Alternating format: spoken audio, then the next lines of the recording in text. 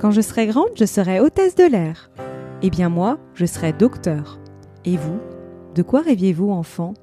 Et maintenant, que faites-vous en vrai ? Et si avant de se questionner sur le sens que l'on souhaite donner à sa vie, il était temps de s'autoriser à être soi-même ? Et si finalement c'était ça, la clé du bonheur ? Je suis Sophie, après des années comme avocate, j'ai décidé de changer de vie pour devenir coach mindset. Ma mission est d'accompagner les personnes qui hésitent à se lancer dans un projet professionnel, à gagner en confiance pour avancer et passer à l'action sereinement.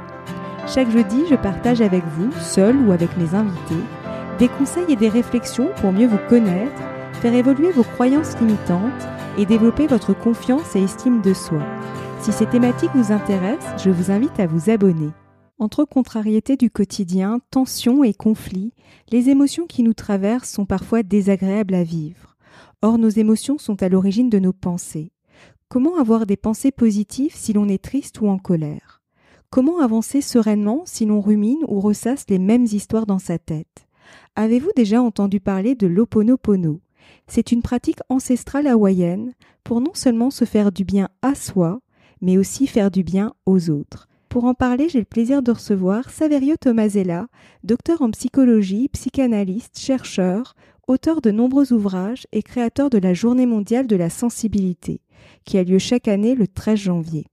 Dans cet épisode, vous allez découvrir ce qu'est l'Ho'oponopono, ses bienfaits et la manière dont vous pouvez l'utiliser dans votre quotidien. Bonjour Saverio et merci d'être avec nous. Merci Sophie, merci pour ton invitation. Alors, avant de débuter, quelle est la définition de l'Ho'oponopono ? Alors, l'Ho'oponopono, c'est une pratique ancestrale hawaïenne, donc d'Océanie, de l'océan Pacifique, parce qu'en fait, c'est une pratique chamanique qui est liée à la culture océanienne, à la culture de l'océan Pacifique, dans laquelle il y a un concept qui s'appelle le huna. Et le huna, c'est ce qui est cassé, c'est ce qui est caché. Lapsus intéressant, c'est ce qui est caché. En fait, dans ces cultures, les chamans pensent que quand on a un secret ou qu'on ment ou qu'on ne parle pas de ce qui ne va pas, tout simplement, ça peut être quelque chose de très simple, on ne parle pas de ce qui ne va pas, dans un groupe, dans la communauté, dans une famille, dans une relation, eh bien, ça va créer des désordres, des fonctionnements, puis des maladies. Donc, l'Ho'oponopono s'inscrit dans cette culture-là, de révéler ce qui est caché, simplement pour que ça aille mieux. C'est pas une morale idéologique, c'est pratique, c'est pragmatique, c'est pour faire en sorte que dans la communauté, dans la famille, dans chaque relation, tout se passe bien. Et donc, Ho'oponopono, ça veut dire une action de justice, lancer une action pour remettre de l'ordre ou agir pour la bonté. Voilà, ça veut dire tout ça. Et c'est très important parce que, en fait, ça n'est pas un outil de développement personnel, ça n'est pas une thérapie, c'est vraiment une tradition chamanique, une tradition culturelle on pourrait dire de réconciliation ou même parce que les mots sont un peu piégés du fait de la religion dans nos contrées à nous, sous nos latitudes. Donc, c'est une pratique de conciliation. Voilà. Et en fait, du point de vue de la spiritualité chamanique océanienne, de Hawaï en particulier, l'idée, c'est de se purifier de façon simple en parlant, en se disant les choses.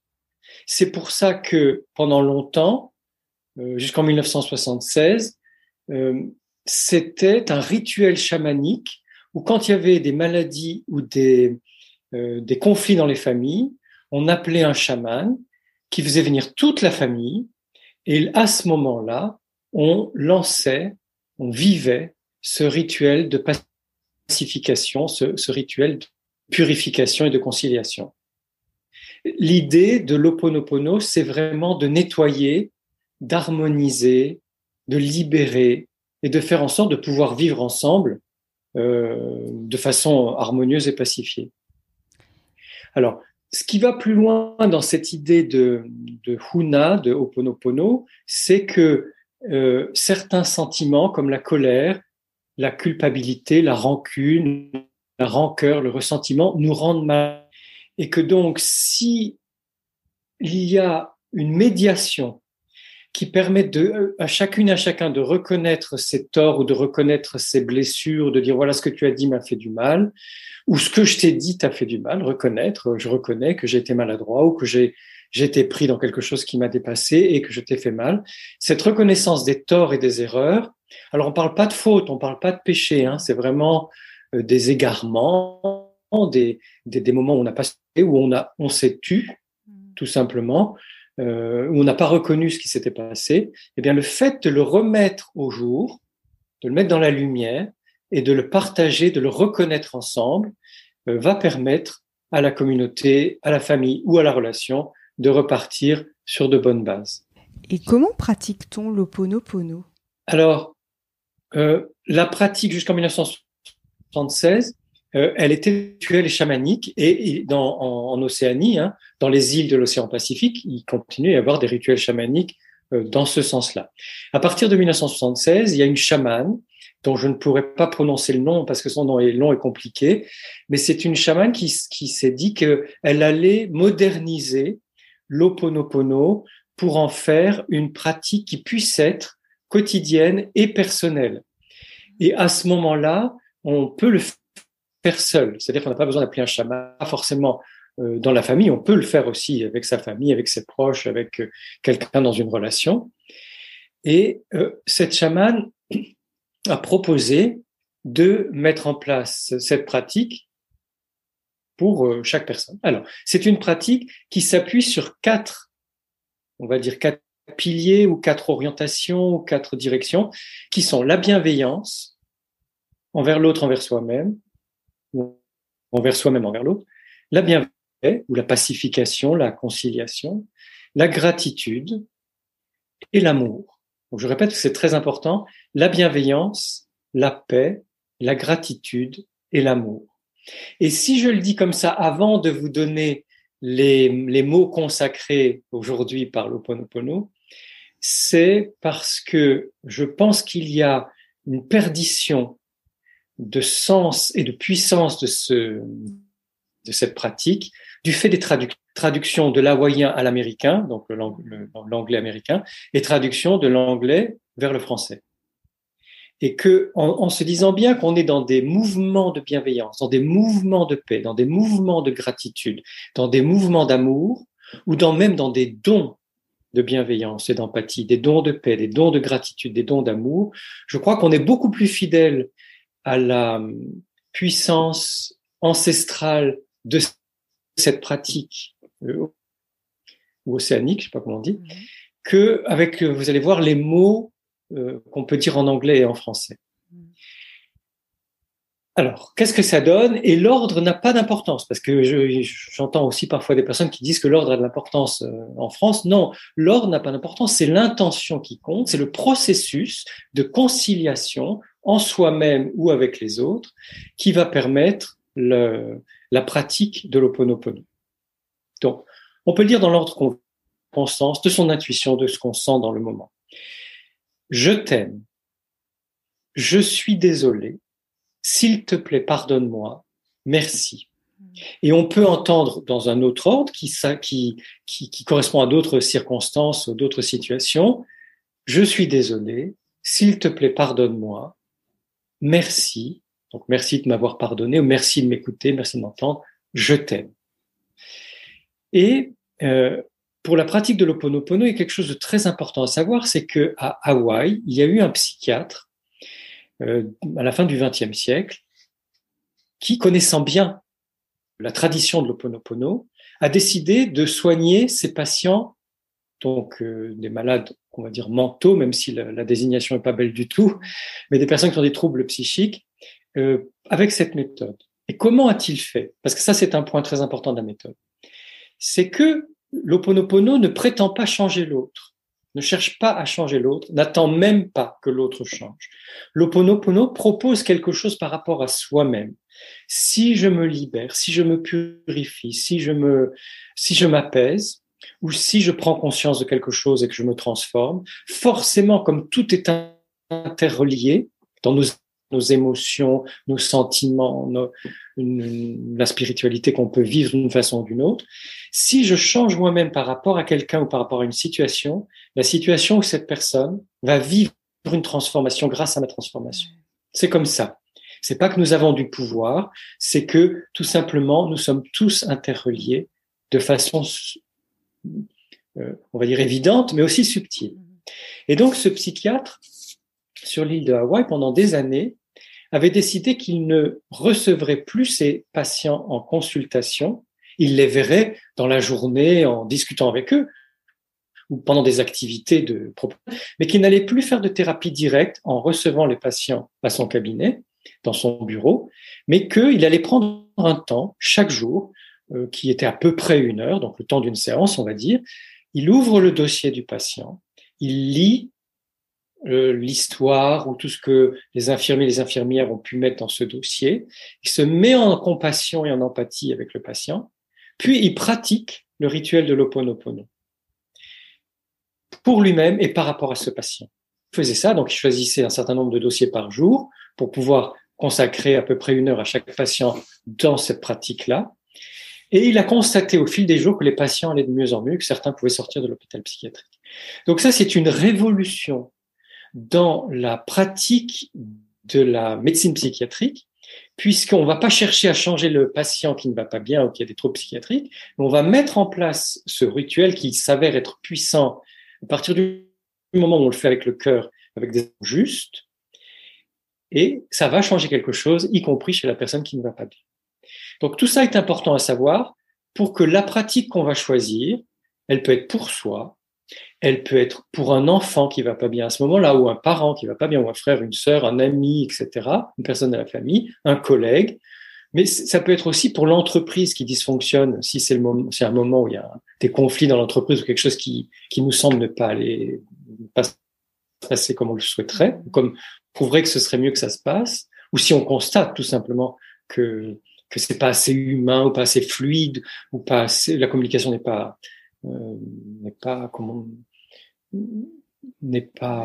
facilitée. Et on peut aussi le pratiquer pour la nature, pour la planète, pour le cosmos, pour un pays, pour un conflit armé. Et donc, pour le contexte, je précise simplement qu'on est le 1er mars 2022, que depuis quelques jours, la guerre existe, enfin la Russie de Poutine, parce que c'est la Russie d'un certain personnage politique. En tout cas, Vladimir Poutine a lancé une guerre d'invasion, de conquête de l'Ukraine.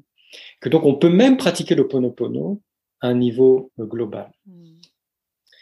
Alors, on se place dans une position on va dire, de recueillement, de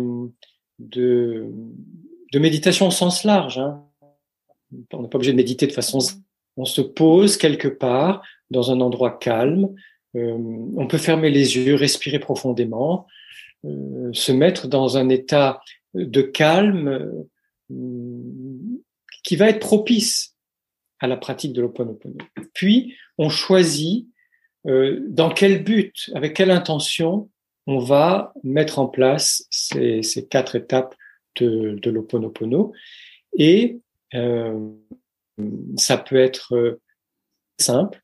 Je me sens angoissé en ce moment, ou anxieux, ou alors je voudrais mieux communiquer avec mes collègues, ou alors j'ai besoin de me sentir mieux pour mener à bien tel dossier, ou je suis malade de la grippe, du Covid, d'une gastroentérite ou une maladie qui est plus chronique, et donc je veux avancer dans la maladie. Donc on choisit un seul objectif pour une séance d'Ho'oponopono, et on va se mettre à dire les mots que l'on peut dire dans sa propre langue, mais parfois comme notre propre langue elle est un peu piégée par notre éducation, surtout si on a une éducation religieuse ou une éducation morale très très stricte ou très marquée. On peut aussi choisir une langue qu'on parle. Bon, ça peut être l'anglais, l'italien, l'espagnol, ce qu'on veut, le russe, le chinois, enfin la langue qu'on parle ou l'arabe, peu importe. Mais parfois on se sent plus à l'aise dans une autre langue, ou si, même sans bien parler l'anglais, connaît les mots en anglais, on peut le faire dans une autre langue pour se libérer justement. Et puis par rapport à cette intention du jour, on va commencer avec l'orientation de transformation qui nous semble la plus juste. Donc ça peut être la bienveillance, ça peut être la paix, ça peut être la gratitude, ça peut être l'amour. Peu importe, vous choisissez semble le bon et peut-être dans une dynamique où après avoir été dans la bienveillance, on a envie d'être dans la paix, puis dans la gratitude, puis dans l'amour. Et on va prononcer les mots qui correspondent à ce sentiment de bienveillance ou de pacification, de gratitude et d'amour. Donc, par exemple, je vais donner un exemple. Je fais un petit détour par un de mes patients. C'est un homme d'une 60aine d'années qui avait eu un cancer et qui un peu lui-même se définissait comme Emmanuel Macron, hein, donc c'est lui qui le disait simplement pour montrer quelqu'un qui était chef d'entreprise, très entreprenant, toujours à vouloir aller de l'avant, à vouloir réussir, à vouloir avoir raison, à être autoritaire, etc. Et qui était un homme très gentil, hein, au demeurant. C'était pas un tyran, mais il avait ce tempérament-là. Et pendant toute sa vie, il s'était consacré à ses activités professionnelles qui réussissaient bien, mais il avait délaissé sa famille, ce qui fait que sa femme l'avait quitté et ses enfants étaient plutôt du côté de leur mère et en voulaient à leur père de ne pas s'être occupé d'eux. Donc, à plus de 60, 65 ans, il a eu un cancer, il s'était rendu compte qu'il était passé à côté d'une partie importante de sa vie, qui était les relations avec ses proches et notamment avec ses enfants. Et il a commencé une thérapie. Cet homme était tellement intellectuel que la psychanalyse classique ne suffisait pas à lui permettre de progresser.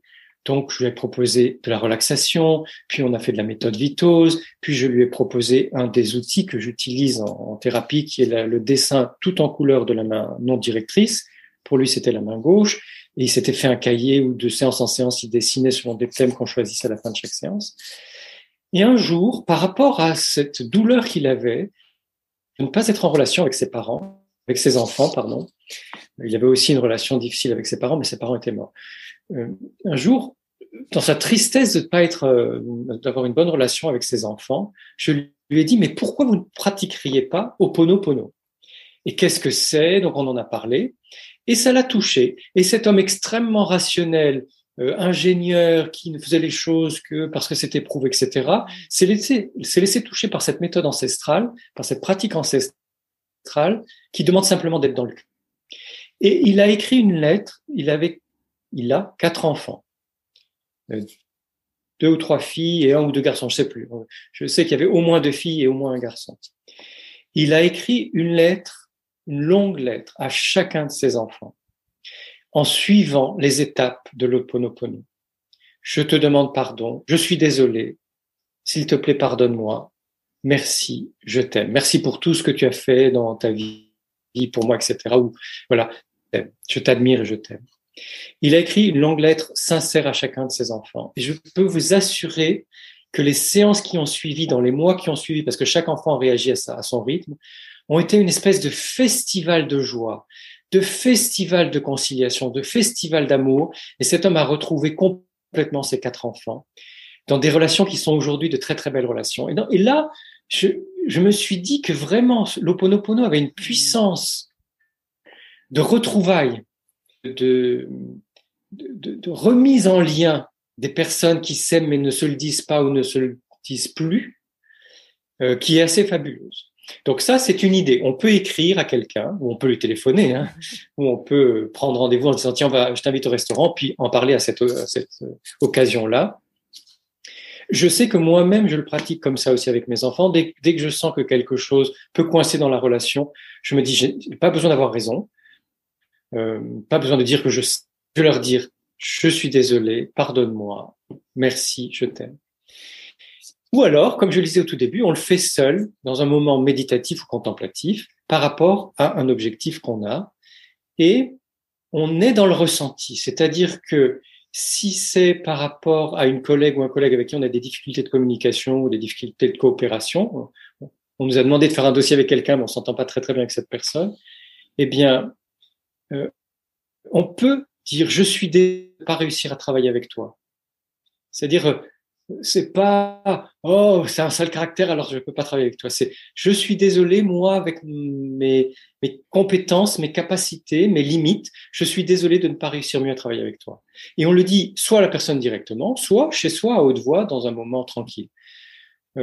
S'il te plaît, pardonne-moi de ne pas avoir mis en place les conditions de opération plus fluide entre nous.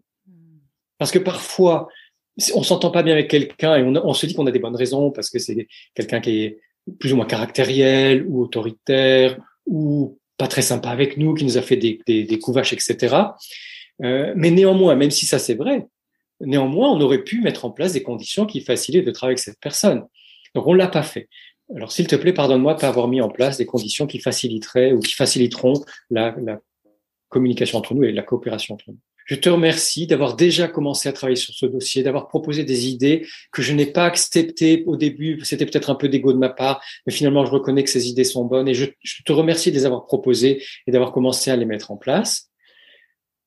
Alors, c'est difficile au travail de dire je t'aime, mais chez soi, si on fait le rituel chez soi, sans que la personne soit là, on peut dire j'aime telle et telle de tes qualités, j'aime ton énergie, j'aime ta façon de ponge quand on s'est disputé ou quand il y a un franc entre nous. Enfin voilà, on va trouver des choses à aimer chez cette personne ou à estimer.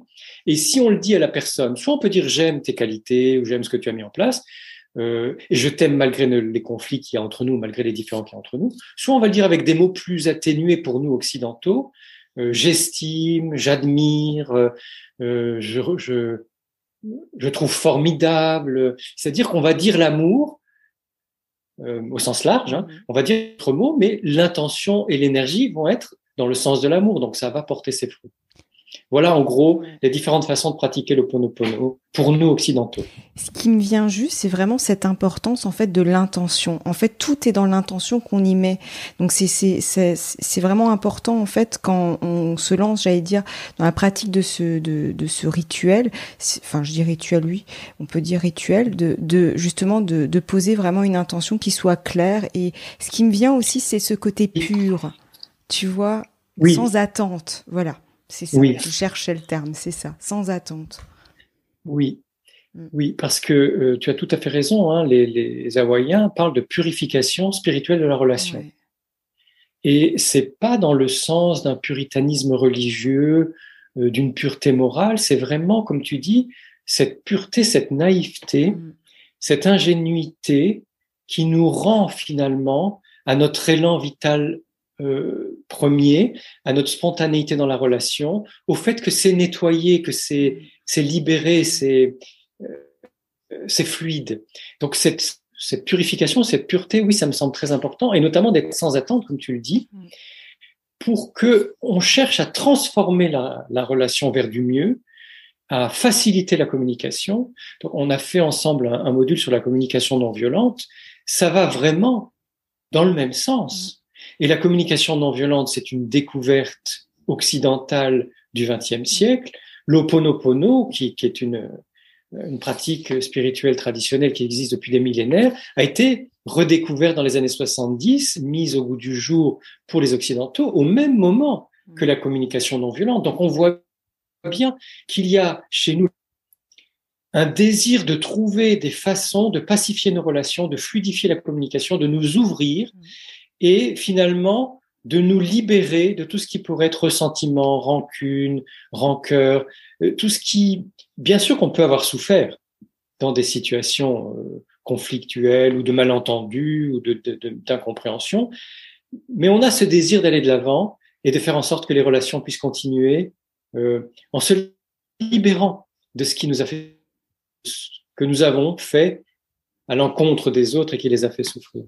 Et je me disais juste, ce qui me vient là, c'est quelque part, est-ce que ça ne demande pas aussi une certaine humilité pour vraiment avoir le corps grand ouvert, j'allais dire. C'est l'image qui me vient, mais... Oui, mais merci infiniment, Sophie. J'adore cette façon très simple que tu as de présenter les choses, parce que moi aussi, j'aime beaucoup l'humilité. Et c'est bien de pouvoir en parler parce qu'elle a été pendant des siècles entachés d'une espèce de religiosité morbide, enfin, parfois morbide, parce que dans la religiosité, dans la pratique de la religion, en tout cas, il peut y avoir une très belle spiritualité sincère et profonde. Mais en tout cas, dans les discours idéologiques et moralisants, les religions, notamment monothéistes, mais peut-être que le bouddhisme et l'hindouisme l'ont fait aussi à leur façon, enfin, surtout les trois monothéismes, une espèce de...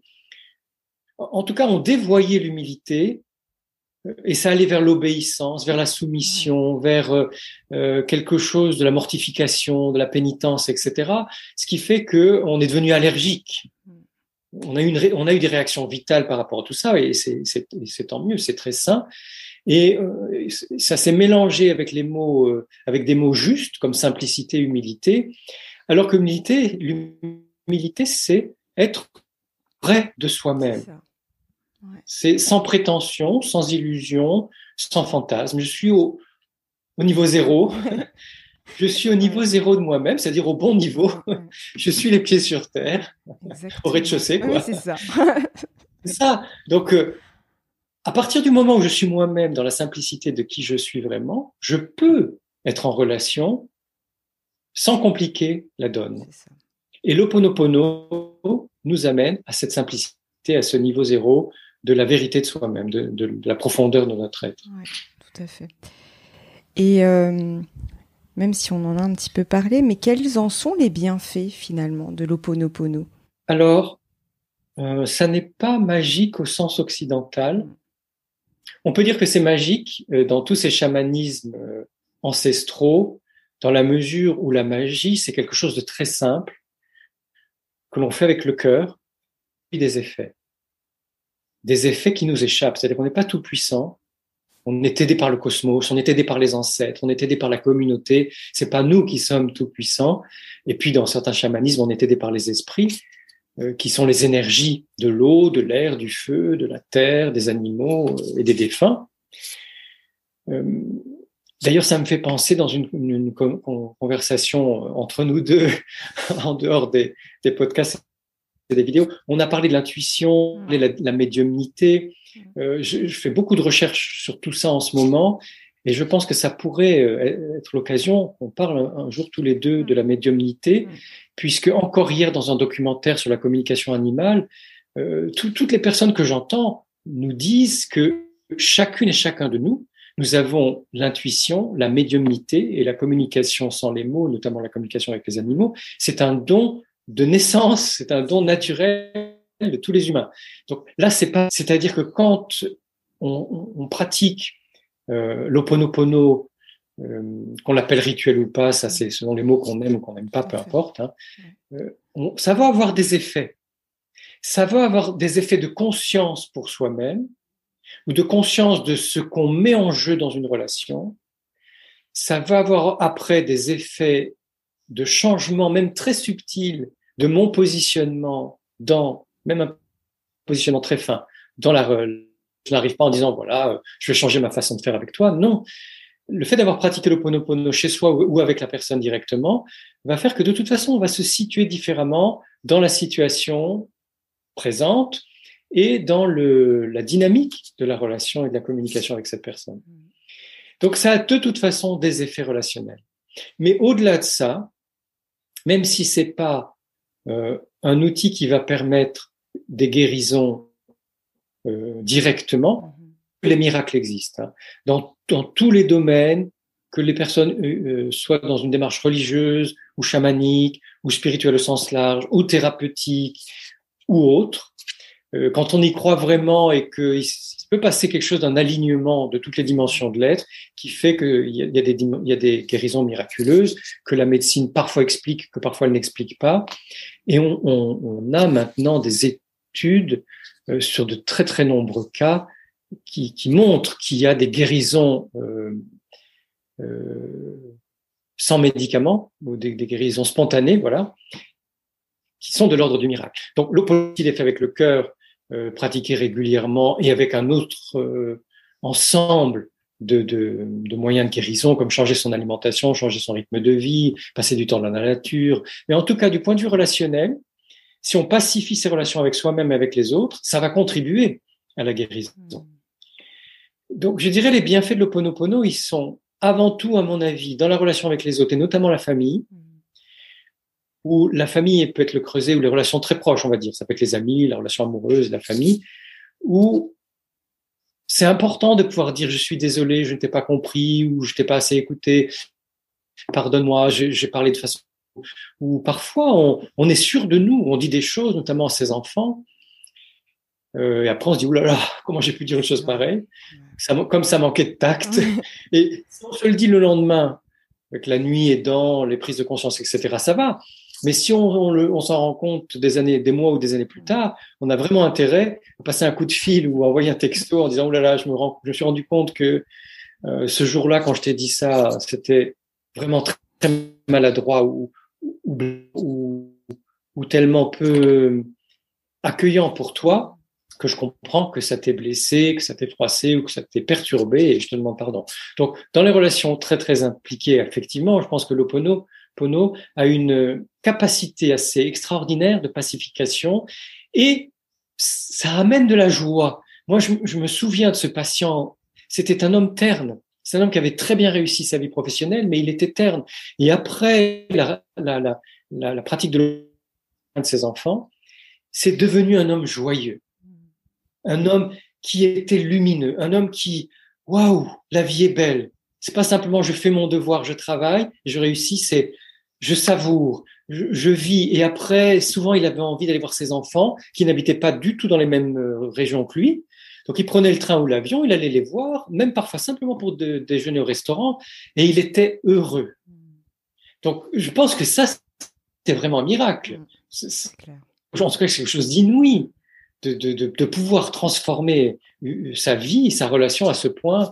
Alors, bien sûr que la psychanalyse et la relaxation l'avaient aidé pour préparer le terrain, mais néanmoins, c'est la pratique de l'Ho'oponopono qui lui a permis de retrouver ses enfants. Et après, quand il a vu que ça fonctionnait si bien par une lettre, si nécessaire, il l'utilisait au téléphone ou de visu, ou lui-même dans une forme de relation subtile avec un de ses enfants, à un moment ou un autre. Il l'a mis en place avec ses petits-enfants. Parce que certains de ses enfants étaient grands, avaient déjà des enfants en fin d'enfance ou en début d'adolescence. Et comme dans toute famille, il y a des conflits, il y a des malentendus, il y a des moments de crise. Et il s'était dit, eh bien, moi, je vais essayer d'aider mes petits-enfants dans les moments où c'est pas facile pour eux, avec Ho'oponopono. Donc, en fait, les bienfaits, je pense qu'ils peuvent être assez illimités. C'est-à-dire que si je le fais et que je me dis, tiens, là, je pourrais utiliser Ho'oponopono pour dénouer cette situation ou pour faciliter cette relation, ça contribue à une purification, une pacification, une libération. Et quand il y a libération d'énergie, de vitalité, donc de joie. Et je rebondis par rapport à ce que tu viens de nous dire, c'est que c'est possible en fait de transmettre cette pratique à nos enfants, à nos petits-enfants quand on est grands-parents. En fait, c'est quelque chose vraiment qu'on peut transmettre en fait. J'allais dire ce qui me vient, c'est de génération en génération, mais je veux dire vraiment à nos proches en fait, à notre sphère familiale en fait. Ben, c'est une excellente idée. Ouais. C'est une excellente idée parce que tu vois que en Océanie, c'est ancestral, c'est millénaire, donc ils se sont transmis cette pratique de génération en génération, donc faisons-le. Et avec les enfants, c'est facile, parce que les enfants adorent le magique au sens chamanique, c'est-à-dire faire des bonnes choses avec le cœur, qui ont des effets de joie, de spontanéité.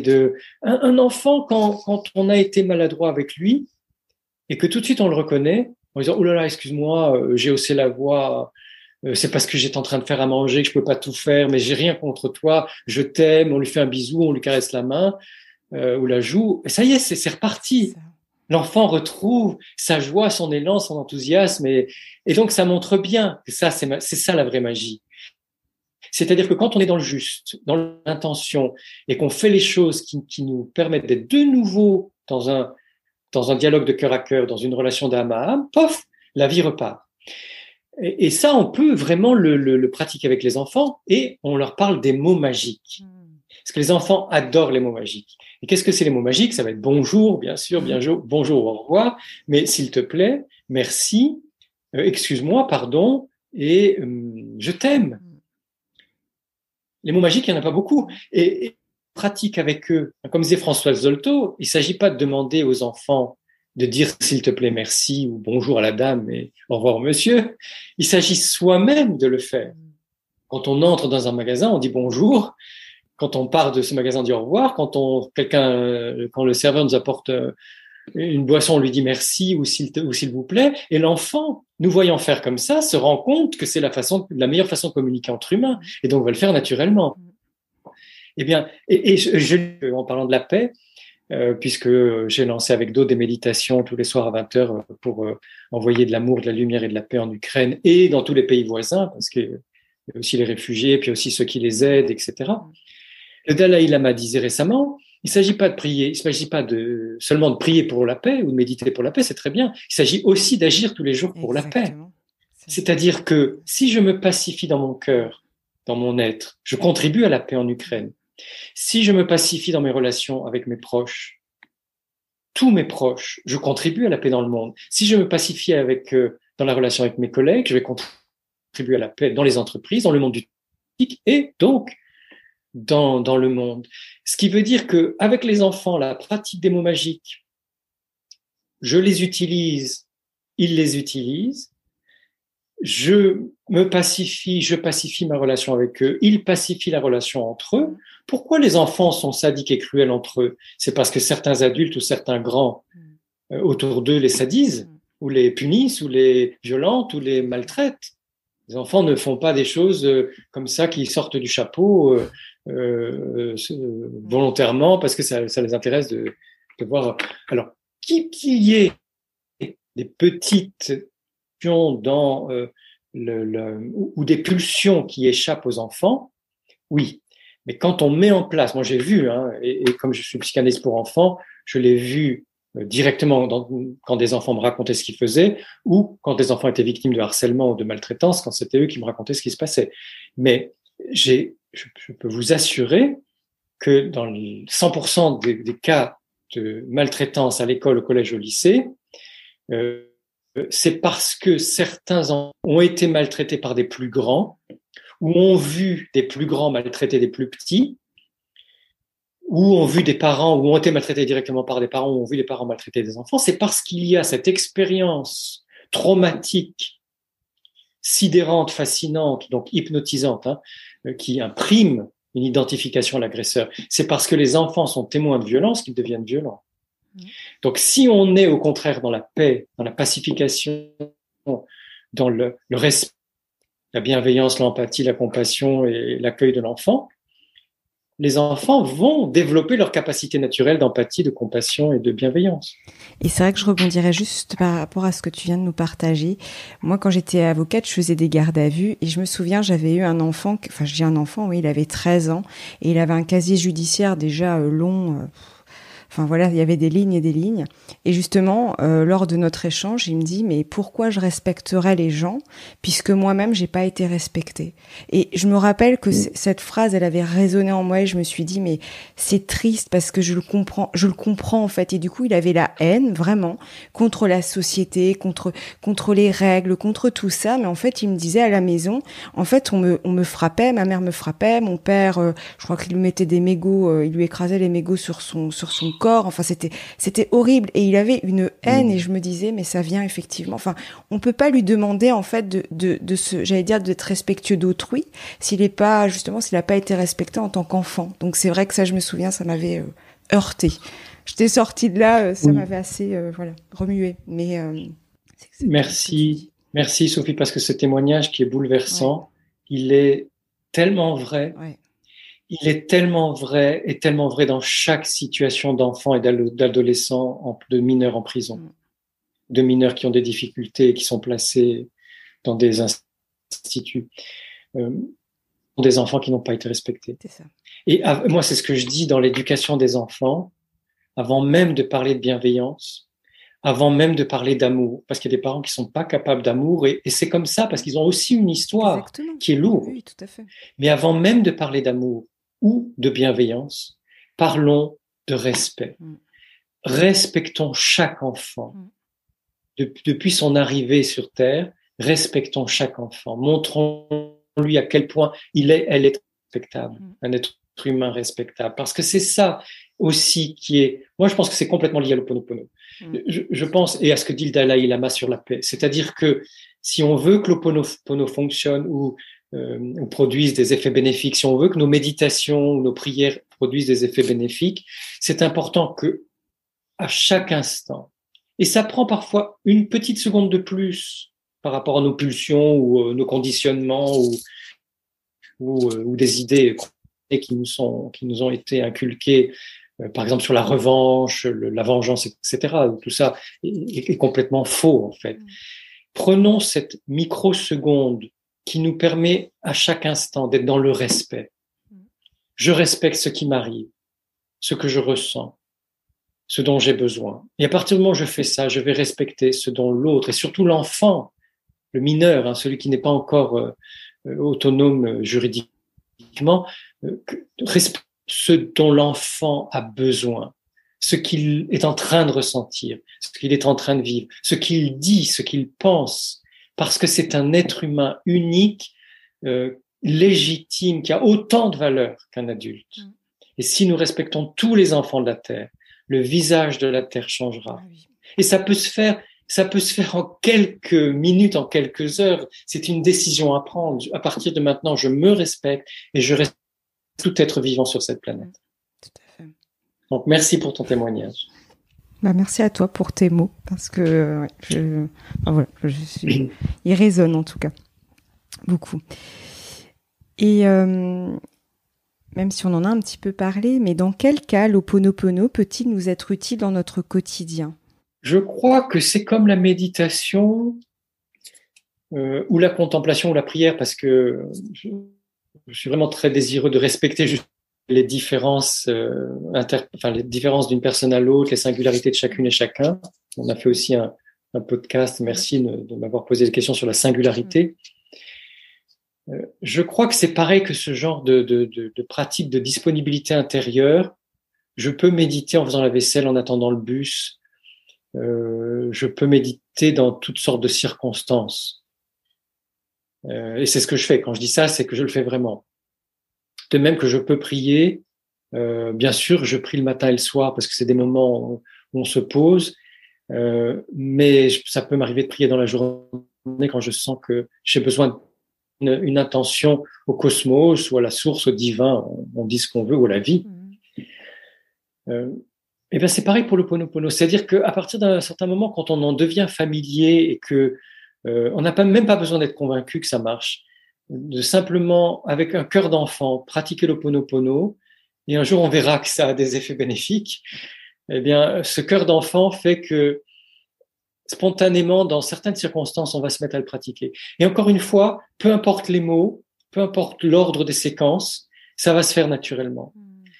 Et moi, je me rends compte, comme la communication non violente, je me rends compte que ça s'intimement à ma vie quotidienne et que ça me permet de désamorcer des conflits ou des disputes ou des moments de tension, parfois c'est même pas des conflits. Ça me permet aussi intérieurement de relativiser toutes sortes de situations. Ça me permet de souhaiter le meilleur aux autres. Parce que aimer, dire merci et aimer, dans certaines séquences de l'Ho'oponopono, il y a merci, je t'aime, dans gratitude, envoyer de l'amour ou de la bienveillance, c'est une façon d'aider les autres à suivre leur chemin de vie, à être dans leur singularité et à oser ce qu'ils sont, quitte à se tromper. C'est-à-dire qu'à partir du moment où j'ose ma singularité et je me dis je vais essayer, et en essayant, je vais peut-être me tromper, et c'est aussi en me trompant que j'apprends et que j'affine de plus en plus qui je suis et ce que je désire, et accorder ça aux autres. Que chacune et chacun autour de moi peut être dans sa singularité, d'être sur ce chemin de son originalité, de ce qu'il est, de ce qu'elle est vraiment profondément, et va se tromper, va dire les choses maladroitement, va faire peut-être pas la bonne action ou dire la bonne parole au bon moment, mais je sens que c'est sa singularité, c'est sa subjectivité, c'est son propre chemin humain. Et donc, ça me rend beaucoup plus pacifique, je pourrais dire tolérant, mais dans le contexte de l'Ho'oponopono, je veux dire pacifique, conciliant, clément. Et en fait, je crois vraiment que c'est un chemin de joie parce que si je me rends compte que dans mon énergie, je suis en train de soutenir l'énergie vitale de l'autre, waouh!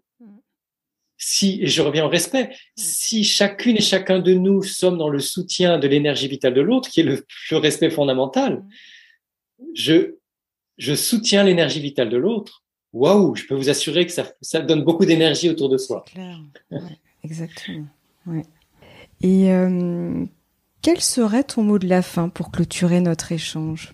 Alors, une espèce de d'Ho'oponopono par rapport à toi, Sophie, depuis qu'on se connaît, c'est-à-dire désolé à certains moments d'avoir été comme j'ai été, un peu fonceur. Donc moi, je suis cheval de feu en astrologie chinoise.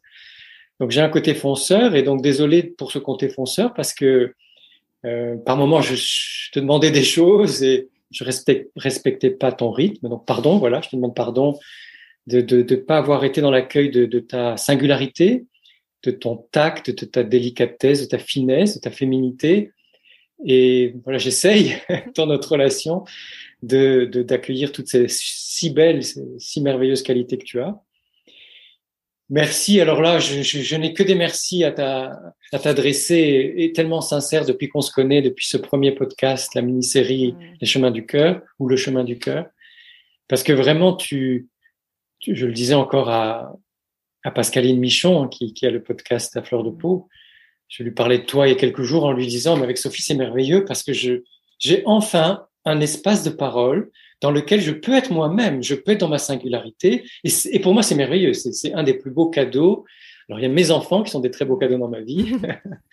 Et ce que tu m'offres est un merveilleux cadeau, vraiment profondément, qui m'illumine, quoi. Je me dis, enfin, je peux dire du fond du cœur ce que je pense sans craindre d'être bête ou maladroit ou naïf ou je ne sais trop quoi. Je suis moi-même et tout va bien.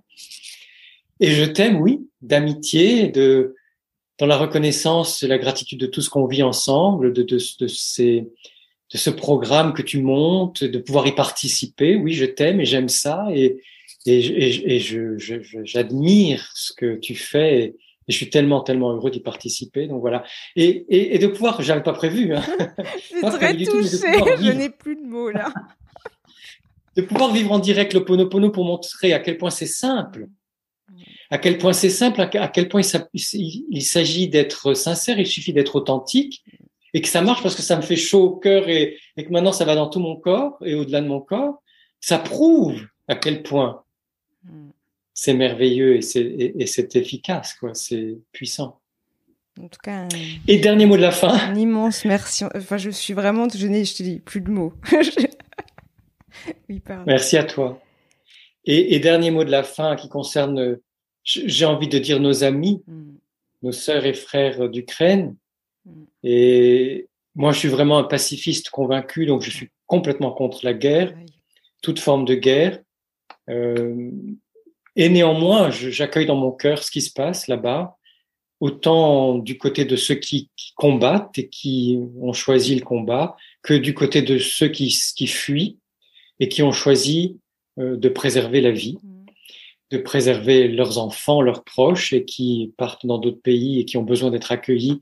Donc voilà, j'ouvre mon cœur pour tous ces êtres en espérant que du côté de ceux qui ont choisi la guerre, ce qui est tout à fait un choix opposé à mes convictions, mais qu'ils arrivent à prendre conscience que c'est inutile et que d'un côté comme de l'autre, ils arrêtent ce conflit absurde et meurtrier, et que du côté des personnes qui ont choisi la paix et la fuite,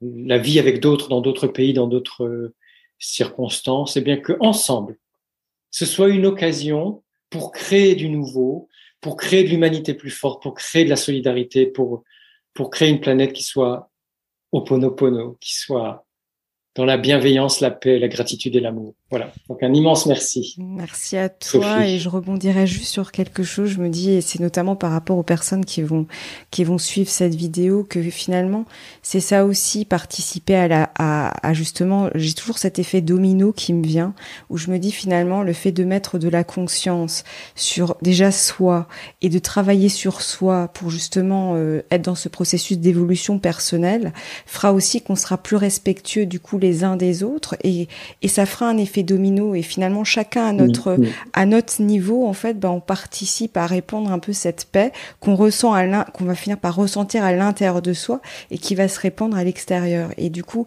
je pense que c'est vraiment, et du coup je félicite toutes ces personnes en fait qui font ce travail-là sur elles, parce qu'elles le font pour elles, mais ça a aussi un impact sur l'humanité tout entière, et comme tu dis, nous sommes tous liés les uns aux autres. Et du coup, voilà, aussi une grande gratitude pour ça, parce que je me dis, faut qu'on soit de plus en plus nombreux, et quand je dis faux, c'est pas le côté injonction, mais que c'est beau en fait d'être dans ce processus-là, parce que c'est ça qui va faire cet effet domino que moi je visualise là, mais ouais. Donc, et tu as raison, c'est un effet domino qui est réel, parce que regarde, l'Ho'oponopono est parti d'Océanie, donc Hawaï en particulier, mais toutes les îles océaniennes, a rejoint la Californie, puis la Colombie-Britannique au Canada, donc la Californie aux États-Unis, la Colombie-Britannique au Canada, et de là rayonne jusqu'en Europe, puisqu'aujourd'hui on fait une vidéo et un podcast sur l'Ho'oponopono. Et merci, parce que je trouve que c'est tellement important de participer à cet effet domino dans notre langue, pour les francophones, que moi je suis très heureux de cette étape dans l'effet domino, parce que c'est l'étape francophone, et merci du fond du cœur. Merci à toi, un énorme merci. Merci. Si cet épisode vous plaît, je vous serais vraiment reconnaissante de laisser un commentaire avec un maximum d'étoiles sur Apple Podcast ou votre plateforme préférée pour m'aider à le faire connaître. N'hésitez pas à le partager si ce podcast vous semble être utile à d'autres personnes. Je vous souhaite une très belle journée ou une très belle soirée et vous donne rendez-vous la semaine prochaine. À bientôt!